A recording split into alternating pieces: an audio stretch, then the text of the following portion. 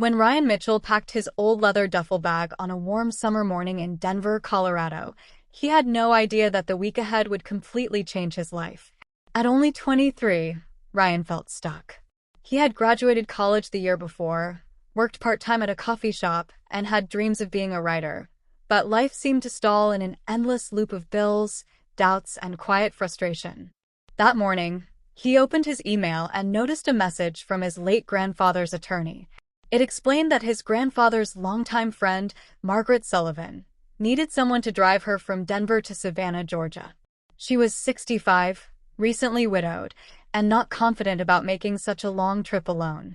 Ryan almost ignored it. After all, he barely knew her. But then something inside him whispered, "Take this chance. Go." 2 days later, he stood outside Margaret's brick bungalow, the morning sun casting gold over her flower garden. Margaret emerged with grace, her silver hair pinned neatly, a straw hat in hand, and a suitcase that looked like it had seen the world more times than most people ever would. "Ryan?" she asked, her voice warm but cautious. "Yes, ma'am," Ryan replied, taking her suitcase and placing it in the trunk of his old Ford Fusion. "You look so much like your grandfather did at your age," she said softly, her eyes misting. "He once helped me on a journey like this. Maybe it's fitting you're here now." And so their unlikely road trip began. The first miles. The first stretch across the plains of Kansas was filled with polite small talk. Margaret spoke about her late husband, Henry, who had been a history professor. Ryan shared his uncertainty about life after college. The road stretched endlessly, fields rolling by like waves of green and gold. By the time they reached St. Louis, Missouri, their conversations had grown deeper. Margaret told stories of marching for civil rights in the 1960s, of writing letters to soldiers during the Vietnam War, and of raising her 2 children who now lived far away. Ryan listened intently, realizing he was in the presence of someone who had lived through history, not just read about it. At night, they stopped at a small inn near the Mississippi River. Over dinner, Margaret looked across the table at Ryan and said, "You remind me that life isn't about having everything figured out by 23. I didn't know what I was doing at your age either. But I kept moving, and doors opened." Those words settled deep inside Ryan. Detours and discoveries. As they drove further south, Margaret suggested taking scenic detours. Instead of highways, they followed winding roads through Kentucky's bluegrass country, stopping at farm stands and diners where waitresses called everyone hon. In Nashville, Tennessee, they walked along Broadway Street, listening to street musicians pour their hearts into guitars and fiddles. Ryan had never been to Nashville before, and Margaret clapped along to the music, smiling wider than he thought possible for someone carrying the weight of loss. One night, when a summer storm forced them off the road, they found themselves in a tiny roadside motel. The power flickered, and rain drummed against the roof. Ryan sat by the window, notebook in hand, finally writing after months of creative silence. Margaret noticed. "You're a writer, aren't you?" she asked. Ryan hesitated. "I want to be, but I'm not sure I have anything worth saying." Margaret leaned closer. "The fact that you question yourself means you care. That's the mark of every good writer. Just promise me you'll keep going."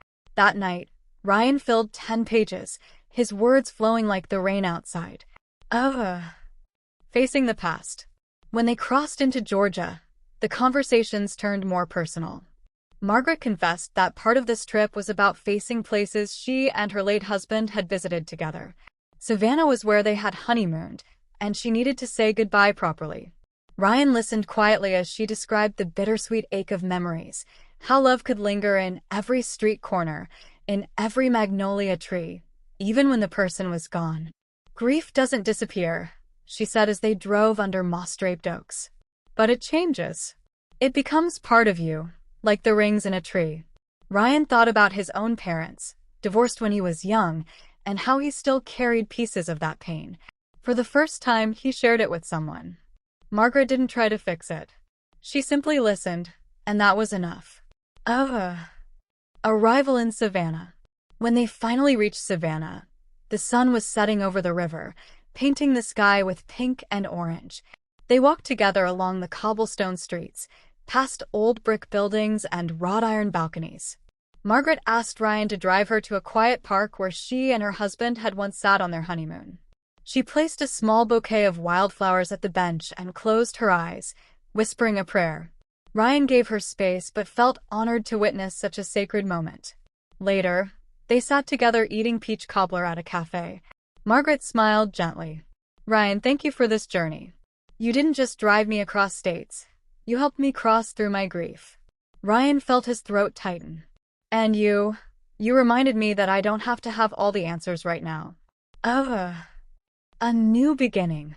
The next morning, Ryan dropped Margaret off at her daughter's home in Savannah. They hugged tightly, both knowing this journey had left an indelible mark. Before he left, Margaret handed him a worn leather notebook. This belonged to Henry, she said. He always believed young people should keep writing. Fill it with your words, Ryan. Someday, they might matter more than you think. Driving back alone, Ryan no longer felt lost. The road stretched ahead, uncertain but filled with possibility. He realized life wasn't about rushing towards certainty. It was about the journeys, the people you meet, and the stories you carry along the way. And somewhere between Denver and Savannah, a young man and a 65-year-old woman had discovered that sometimes the most unexpected journeys are the ones that change us forever.